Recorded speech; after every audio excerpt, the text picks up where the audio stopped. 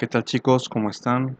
En el video anterior habíamos visto algunas generalidades un poquito más específicas sobre la orientación vocacional o el proceso, mejor dicho, de la orientación vocacional.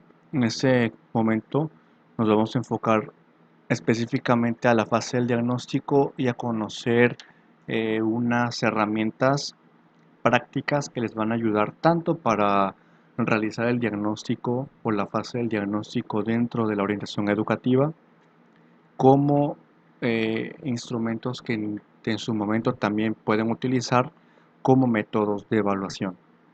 Entonces, para realizar la fase del diagnóstico dentro de la evaluación educativa, perdón, de orientación educativa, les propongo estas actividades. Un escenario de preparación básicamente de las actividades que ustedes piensan planear, piensan hacer con base a los elementos que ya hemos mencionado, como lo son los objetivos, identificar el tipo de alumnos, tipo de población, etcétera, ¿no? Y una vez de que hagamos toda esta cuestión visual de forma rápida, junto con los profesores, porque recordemos que la orientación educativa no solamente se enfoca a mi trabajo como orientador o como tutor, sino que tengo que tomar en cuenta las opiniones de los demás. Por eso tengo que discutir los problemas o los posibles problemas con la comunidad educativa, llámese profesores, directivos o padres de familia. Una vez que discuto cuáles son los problemas, detecto y hago la jerarquización de cuáles son los más importantes o de cuáles son los más generales o cuáles coloquialmente hablando se van pareciendo.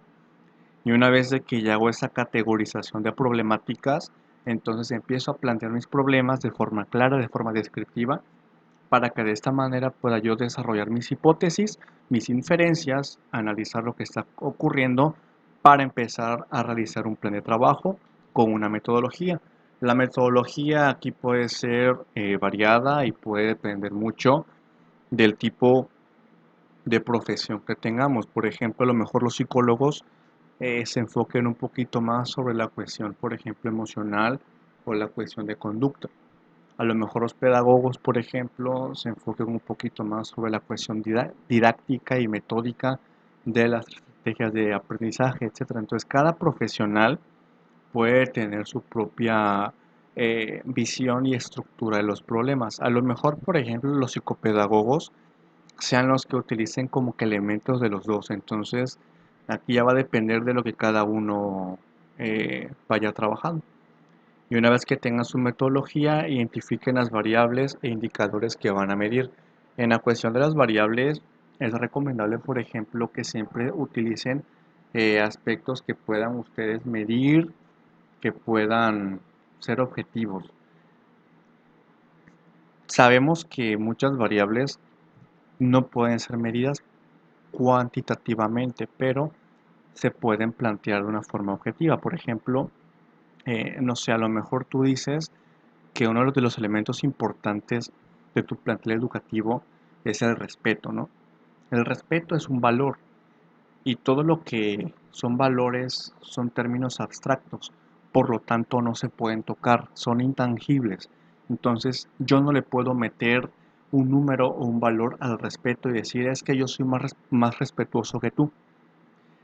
Hago el nivel de respeto conforme yo le voy colocando una definición y voy colocando los niveles que yo entiendo por el respeto. Entonces, aquí es donde podemos hacer una descripción en un tanto cuantitativa de ese valor. Es decir, coloco el respeto, doy la definición general de respeto y lo voy colocando en tres niveles específicos. Un nivel alto, por ejemplo, un nivel medio y un nivel bajo. En el nivel alto colocaría yo cuáles son las características o las cualidades que yo como profesor o el plantel educativo como tal espera que tenga una persona que sea respetuosa. Y luego en medio vendrían las características de una persona que cumple con algunas características de respetuoso y en la parte de bajo o nulo colocarían obviamente alguna persona que no tenga habilidades prácticamente al respeto. Y eso lo pueden hacer de forma colegiada con los profesores o de forma interna, que eso le llamamos, puede ser una lista de cotejo o una rúbrica, depende del caso. Una vez que ya tengan sus variables y sus indicadores de lo que van a estudiar, de lo que van a medir, de lo que van a investigar, de acuerdo, en ese caso, de acuerdo a la orientación educativa, van a diseñar y aplicar los instrumentos de medición, que es lo que les voy a explicar el día de hoy. Algunos, no todos, porque son muchos. Vamos a recolectar los datos, vamos a analizar la información que obtuvimos de esos datos y elaboramos un informe. El informe tiene que ser psicopedagógico, pedagógico o psicológico, dependiendo lo que hayamos, dependiendo, perdón, la variable que hayamos escogido, ¿eh? Y al final de cuentas, damos una difusión de resultados, entregamos el reporte a nuestro jefe inmediato, entregamos el reporte al alumno y si aplica, entregamos el reporte al padre de familia o tutor. Aquí les dejo de forma general y de forma amplia los tipos de evaluación que existen, algunos en educación, el nivel de dominio que evalúa. Tenemos tres niveles, los que son informal o de actitudes, los semi-informales o de competencias o desempeños, y los formales que son más cognitivos. Las técnicas, ¿cuáles son las técnicas? La técnica observacional, lista de control, diario de clase, observación de campo, registro anecdótico, exploración. Los instrumentos para evaluar esta primera escala son la lista de cotejo, diario o anecdotario, guía de observación, fichas, preguntas formuladas por el docente. Normalmente en orientación educativa utilizamos esta primera escala, que son las de actitudes o las informales. Del siguiente nivel de conocimiento, que son las semi-informales o de competencias, solamente utilizamos el portafolio de evidencias. ¿Por qué? Porque nuestra naturaleza como orientadores estamos trabajando con habilidades y con aptitudes y muchas veces el desarrollo de esas habilidades pueden ser, por ejemplo, abstractas en el sentido de trabajar con emociones, trabajar con pensamientos y no siempre esa emoción, ese pensamiento se puede aterrizar en una conducta. Bueno, se manifiesta en una conducta, pero vaya, la emoción como tal yo no la puedo medir formalmente. Mido la manifestación de esa emoción, que es lo que yo voy colocando, ya sea en la observación, en la lista de control o en el diario de clase. De los formativos o cognitivos, que estos ya son más de uso para los profesores, académicamente hablando y como técnicas de enseñanza-aprendizaje, que son las pruebas o exámenes y los mapas mentales, ¿no? Entonces, el día de hoy nos vamos a enfocar un poco sobre las evaluaciones que son informales. Entonces, les presento la primera técnica para recolectar información y que les pueda ayudar para evaluar o para hacer su diagnóstico.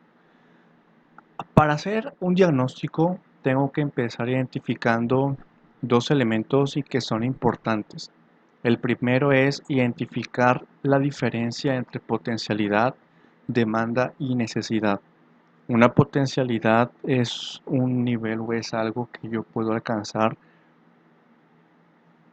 a su máxima expresión. Por ejemplo, a lo mejor yo soy muy bueno en matemáticas, pero si yo no exploto esa habilidad matemática, nunca voy a desarrollar un pensamiento lógico matemático tan complejo como el que yo quisiera.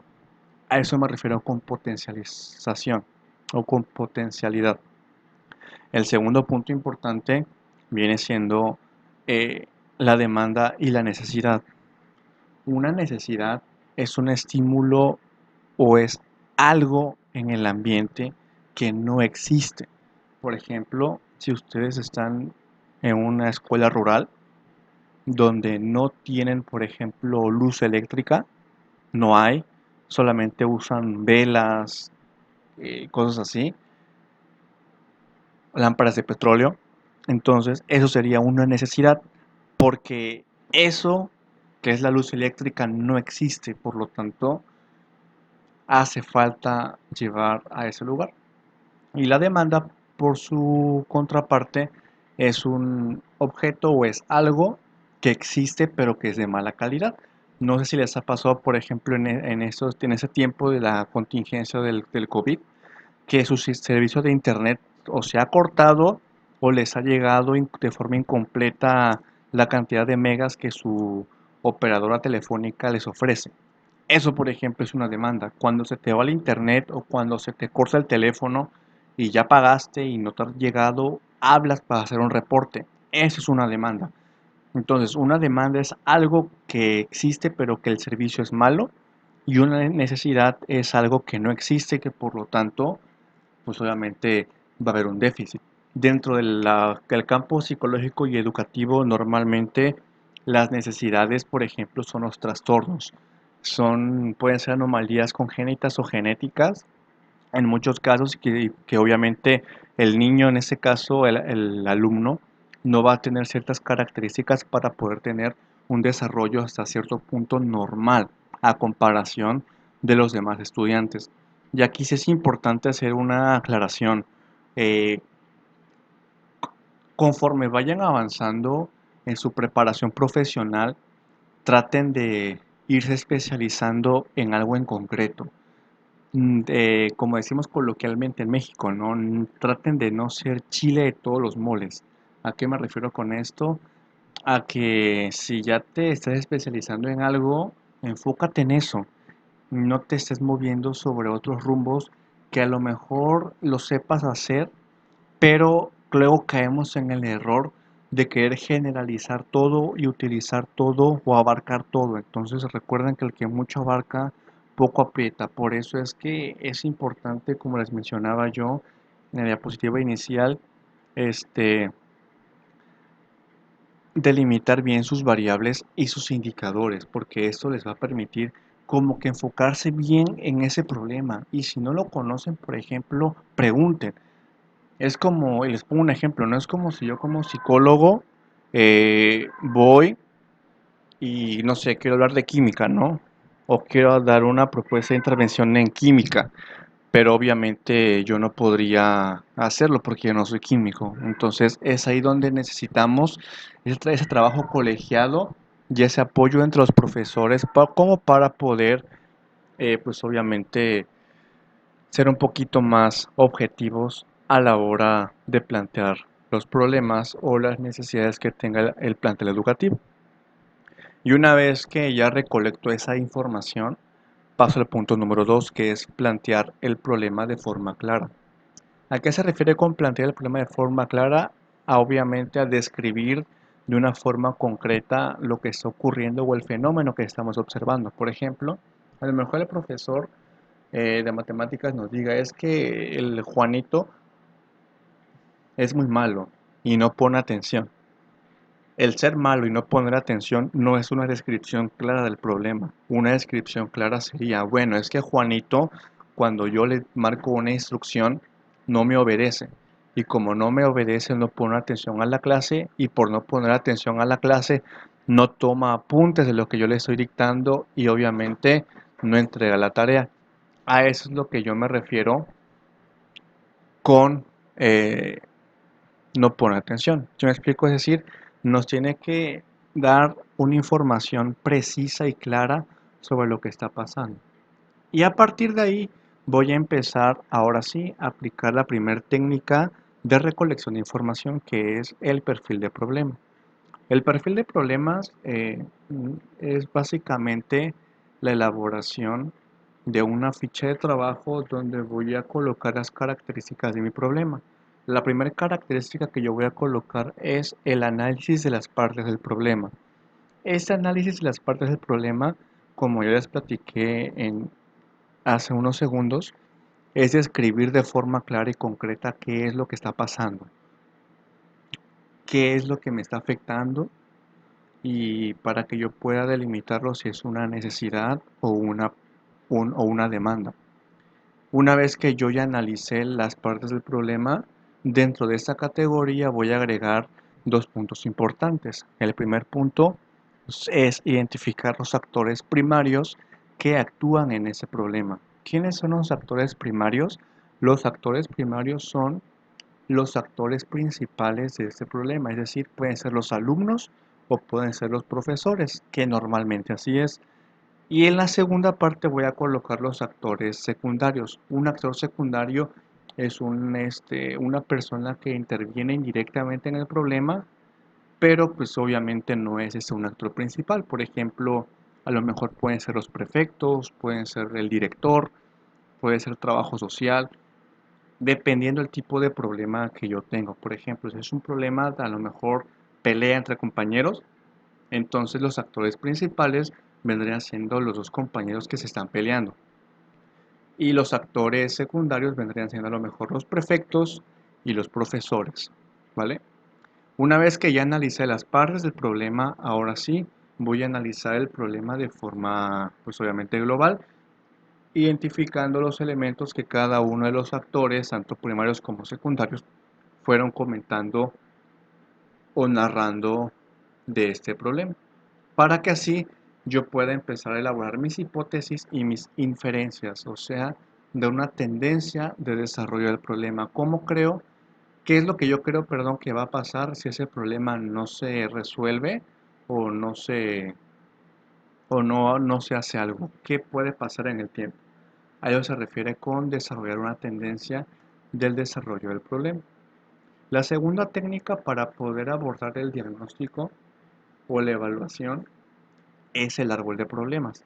El árbol de problemas es una representación gráfica de, obviamente, una problemática que esté pasando en un contexto. En ese caso es un contexto escolar. En el árbol identificamos tres elementos importantes. El primero es el tronco. En el tronco va el problema ya delimitado, que es lo que colocamos aquí arriba en el perfil de problemas.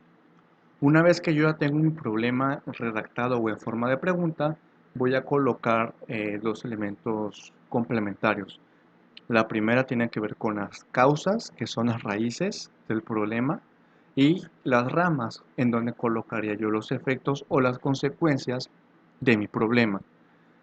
Aquí les dejo una pequeña actividad para que empiecen a practicar, que van a colocar aquí en el centro, donde es el puntero, colocan la pregunta o colocan el tema central que está provocando el problema.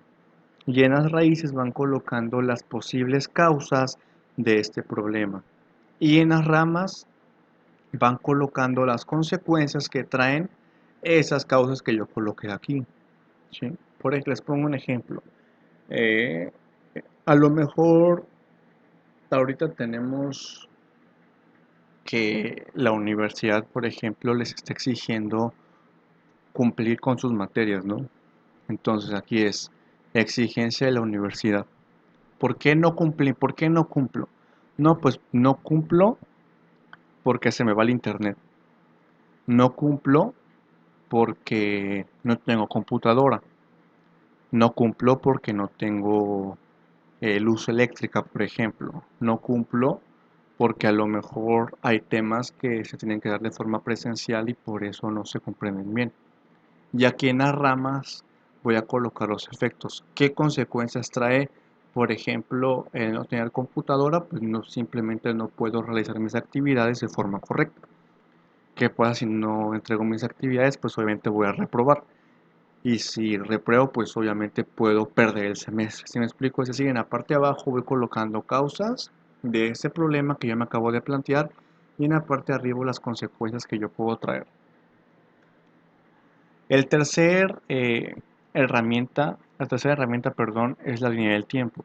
En la línea del tiempo colocamos un cuadro con tres elementos. El primer elemento importante es identificar la fecha del suceso en el que está ocurriendo un problema.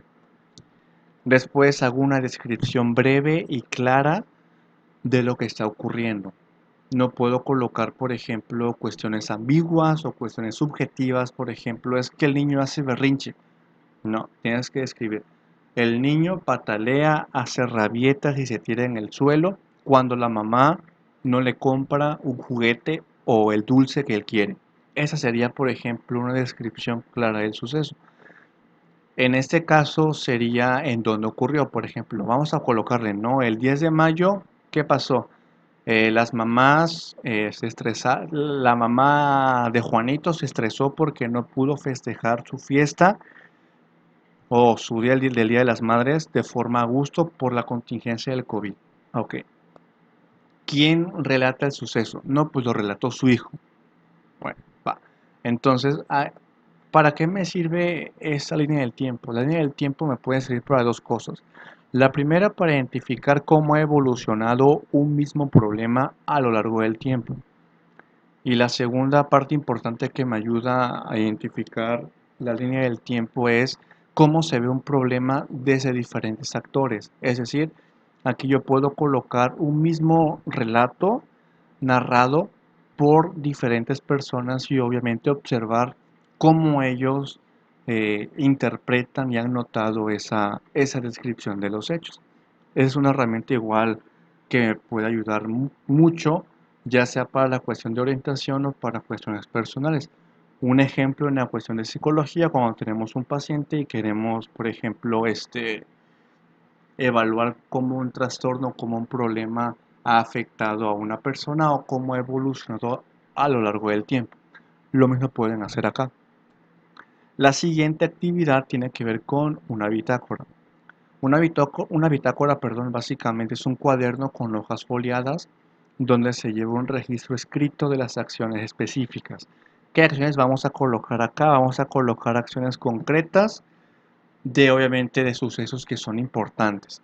No hay un formato específico para poder hacer bitácoras. Aquí les pongo algunos ejemplos y ustedes pueden utilizar el formato que más les llame la atención o también pueden adecuar ciertos elementos de acuerdo al tipo de investigación que estén haciendo o de acuerdo al tipo de evaluación que vayan a utilizar.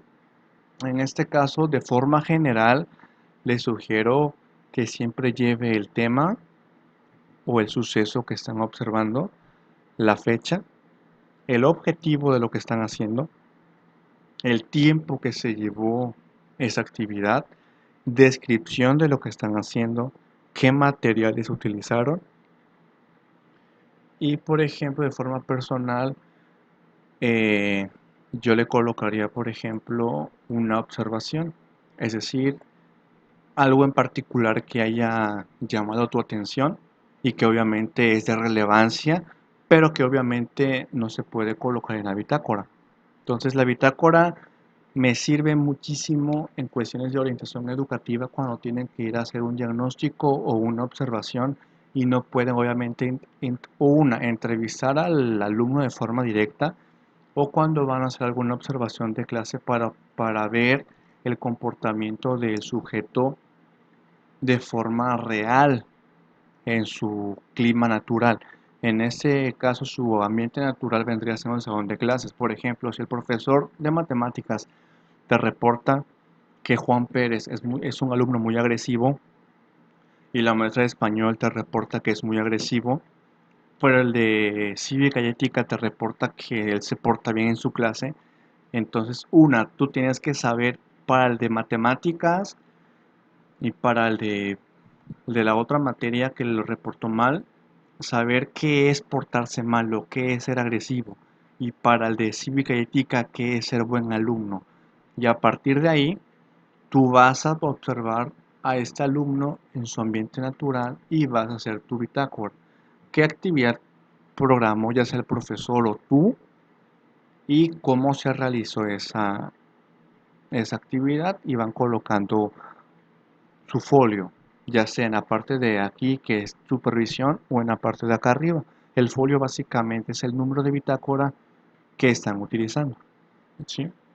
Depende igual del caso, por ejemplo, si están en una institución educativa, obviamente debe de tener nombre del que lo hace y el visto bueno del jefe inmediato. En dado caso que sea, por ejemplo, para uso personal dentro del ámbito privado, pues obviamente no es necesario que lleve dos firmas, pero sí tiene que llevar por lo menos la firma de la persona que lo está elaborando. El siguiente instrumento importante que deben de tomar en cuenta es el registro anecdótico. El registro anecdótico es una narración de acontecimientos reales y comunica la experiencia. El registro anecdótico, como es un instrumento o un elemento literario, un tipo de texto, tiene diferentes categorías. Yo solamente coloqué cuatro que son principales, pero hay muchísimas más. Por ejemplo, hay registros anecdóticos humorísticos, dramáticos, de terror o históricas.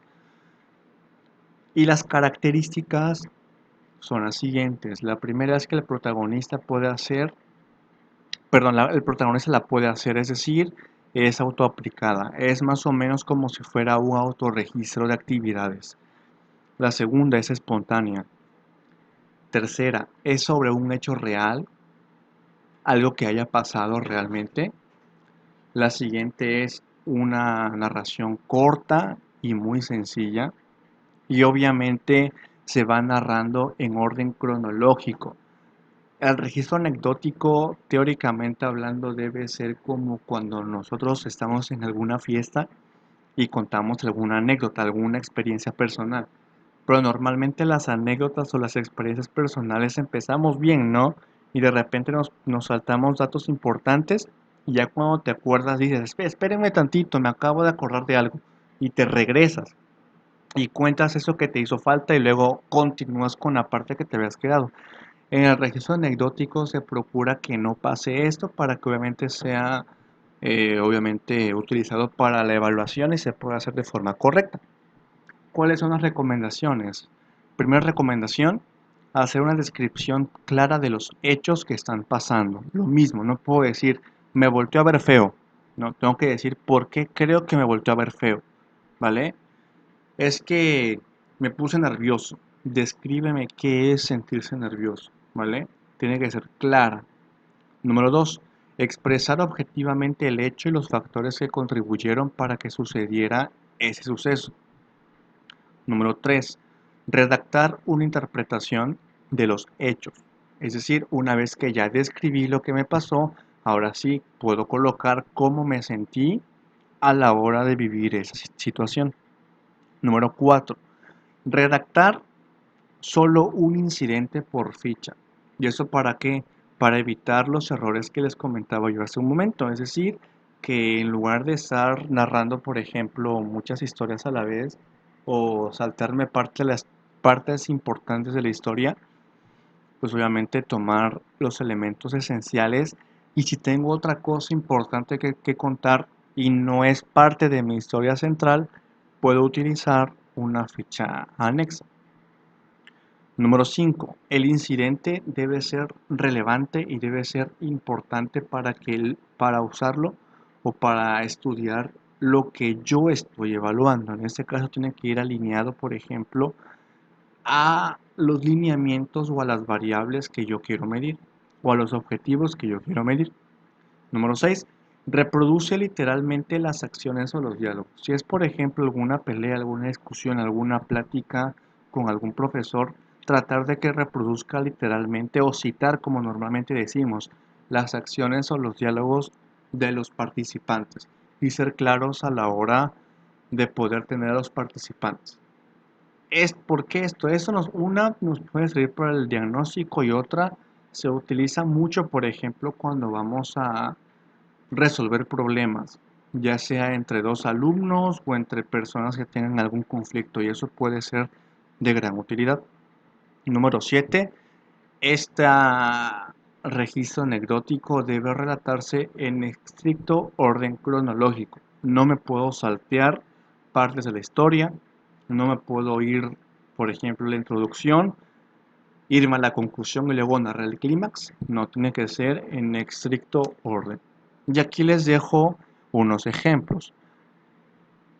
También no hay, por ejemplo, un formato tal cual del registro anecdótico, pero obviamente aquí les dejo tres ejemplos.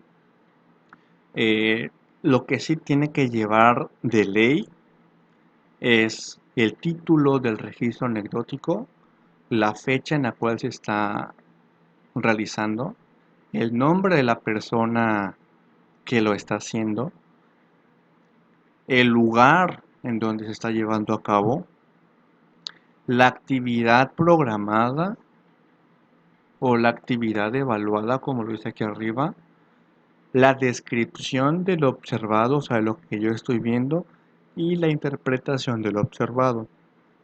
La descripción obviamente es narrar cómo pasó un hecho. Por ejemplo, iba yo manejando mi taxi a las 10:40 cuando de repente me hizo la parada una muchacha.